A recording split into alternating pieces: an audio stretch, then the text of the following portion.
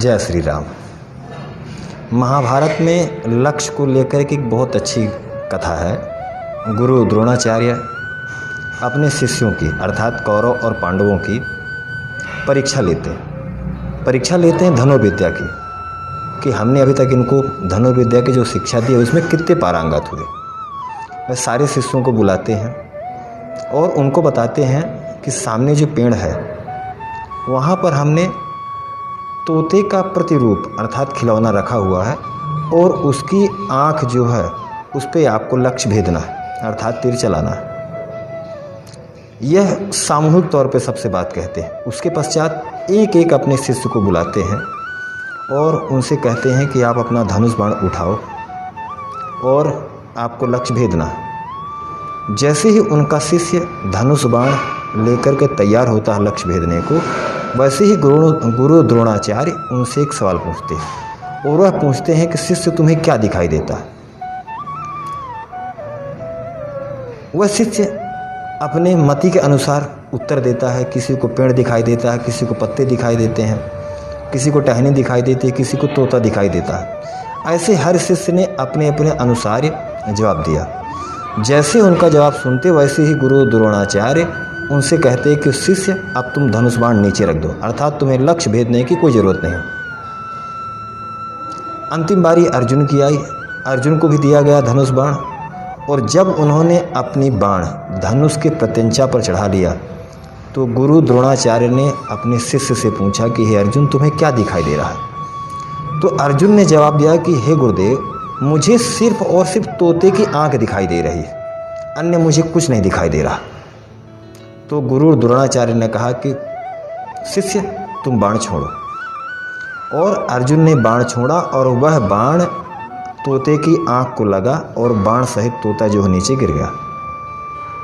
अब वहाँ जो अन्य शिष्य थे उनके मन में जिज्ञासा हुई कि गुरु ने हमको बाण चलाने की आज्ञा क्यों नहीं प्रदान करी। उन्होंने गुरुजी से कहा कि गुरुजी ठीक है हमारा बाण लगता या नहीं लगता, लेकिन आपने हमें बाण चलाने की आज्ञा क्यों नहीं दी। तो गुरु द्रोणाचार्य ने स्पष्ट शब्दों में कहा कि जब तुम्हारा लक्ष्य ही केंद्रित नहीं है, जब तुम अपने लक्ष्य को ही नहीं पहचानते तो बाण चला करके बाण खराब क्यों करना। दरअसल यह जो स्थिति है ना, यह वर्तमान में स्थिति हमारी और आपकी भी है। हमें और आपको हकीकत में लक्ष्य मालूम ही नहीं है और लक्ष्य क्या है इसका मालूम न होने की वजह से हम कहीं भी हाथ पांव मार रहे हैं। जी हाँ, मैं बात कर रहा हूँ पालघर की जो घटना है उसको लेकर के, और मैं सिर्फ पालघर की घटना को लेकर के बात नहीं कर रहा। मैं तो चाहे सन 84 का हो और चाहे सन 89-90 का कश्मीर से निकाले गए हमारे हिंदू भाई, उन सब की घटनाओं का मैं जिक्र कर रहा हूँ कि हमें हर बार इंसाफ में देरी क्यों मिलती है। क्योंकि हमें हकीकत तो ये कि पता ही नहीं है, हमें पता ही नहीं कि हमें क्या करना। आप लक्ष्य ही केंद्रित नहीं है तो बताइए फिर हम लक्ष्य को कैसे भेदेंगे। अब लक्ष्य हमारा क्या होना चाहिए। हमारा लक्ष्य होना चाहिए कि जो हमें संविधान प्राप्त हुआ है, हमें जो वर्तमान में जो संविधान प्राप्त हुआ है, मैं इसे संविधान नहीं शास्त्र कहूँगा। हमें जो संविधान शास्त्र प्राप्त हुआ है हमें उस पर पूर्णतः आस्था रखनी है। हमें संविधान के द्वारा जो व्यवस्थाएं मिली हैं जैसे न्यायपालिका है, जज हैं अर्थात न्यायाधीश हैं, वकील हैं और पुलिस हैं, और उनके अलावा जो भी जांच की एजेंसियां हैं, जो जांच करने वाली संस्थाएं, उन पर पूरी तरह से आस्था रखना है। और हमसे उनसे आस्था के साथ ये आशा रखना है कि हम न्याय आपसे ही लेंगे और आपको हमारे लिए न्याय देना पड़ेगा।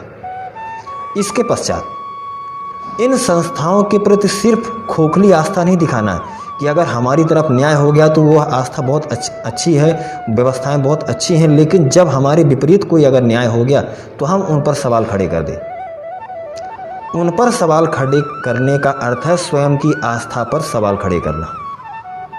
अब यह संस्थाएं हमारे अनुकूल न्याय कैसे देंगी। मैं हमेशा कहता हूं कि हम लक्ष्य को केंद्रित नहीं कर पाते। मैं एक छोटा सा उदाहरण आपको पालघर की घटना का देता हूँ। पालघर में हर व्यक्ति अपने अपने अनुसार न्याय मांग रहा।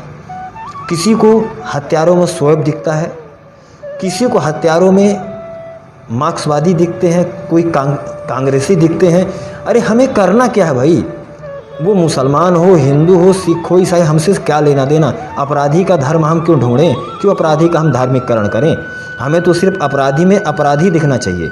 हमारा तो सिर्फ एक ही लक्ष्य हो कि जिसने हमारे उन साधु संतों की हत्या की है उसको फांसी हो, बस बात ख़त्म। वो कौन सा है क्या नहीं है, क्योंकि अगर वह मुसलमान है तो उससे उसका अपराध बढ़ नहीं जाता, और अगर हिंदू तो उसका अपराध घट नहीं जाता। यही हमारा जो लक्ष्य है ना, यही हमारा लक्ष्य केंद्रित नहीं है, और इसी की वजह से हम हमेशा परेशान और प्रताड़ित रहते हैं। हम इसीलिए कह रहे हैं कि हम लक्ष्य विहीन व्यक्ति हैं। कोई भी घटना हो, हम हर घटना पर अपने ही जो वेदना है, जो दर्द व्यक्त करना चाहिए, उस दर्द की जगह हम अन्य लोगों पर आरोप लगाना प्रारंभ कर देते हैं। फला व्यक्ति का भी ऐसा मुद्दा होता तो उस पर क्या करती, ढिमका व्यक्ति के साथ ऐसा होता तो क्या करती।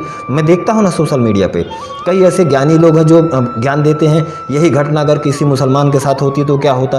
अरे तो तुम भी सीखो ना, उसके भाई, उसके समाज के लोग अगर खड़े होते तो अच्छी बात है ना। वो इंसाफ क्यों नहीं मांगेंगे। किसी व्यक्ति की हत्या अगर हुई है तो वह सरासर गलत ही है, वह अपराध ही है, और अगर उसके स्वजन अगर उसके अपराधों के लिए अपराधी की फांसी की मांग करते हैं, बहुत अच्छी बात है।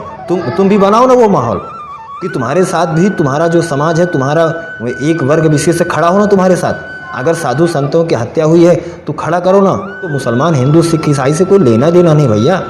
हमें क्या करना, किसने हत्या करी किसने नहीं करी।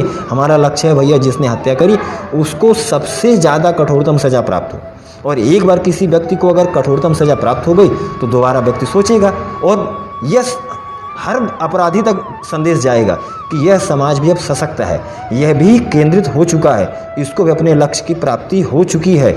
अब यह बाकी चीज़ों पर नहीं भटकता। अगर आप इतना कर सकते हैं तो यकीन मानिए आपको इंसाफ हर स्तर पर मिलेगा, आपके साथ हर कोई खड़ा हो जाएगा। लेकिन जब आप भटक जाएंगे, इंसाफ की जगह आप सहानुभूति मांगने लगेंगे, इंसाफ की जगह जब आप किसी दूसरे पर आरोप लगाने लगेंगे, तब आप पर कोई भी ना तो सहानुभूति देगा, ना तो आपको कोई इंसाफ देगा, उल्टे आपको ही आरोपों में खड़ा कर देगा। और जो अपराधी है उसको बचाने के लिए जिन पर आप आरोप मढ़ रहे हैं, चाहे मुसलमान हो, चाहे सिख हो, चाहे ईसाई, चाहे हिंदू हो, उसके पक्ष के लोग उसके पास जाके खड़े हो जाएंगे। जिसका सीधा सा उदाहरण आपने और हमने देखा है, निर्भया केस में क्या हुआ। निर्भया केस में उन दरिंदों को फांसी की सज़ा हो गई, लेकिन उसके बावजूद भी जो वकील है, वह वकील पिटीशन पे पिटीशन लगाए जा रहा है, और यहाँ तक कि वह यूएसए तक लेके चला गया उसके जो उनका मुकदमा है। वो तो अच्छी बात है कि यहाँ पर उनको फांसी हो गई, नहीं तो अभी तक तो उनको मुक्त करा लेते। तो ये हुआ क्यों? क्योंकि हम कहीं ना कहीं लक्ष्य से विहीन थे। हमारा एक ही लक्ष्य हो कि हमें हमारे जो साधु संत हैं उनकी हत्या के हत्यारों को फांसी की सज़ा हो, बस तभी हमको न्याय मिलेगा और हम हमारा जो उद्देश्य पूर्ण कर पाएंगे। जय श्री राम।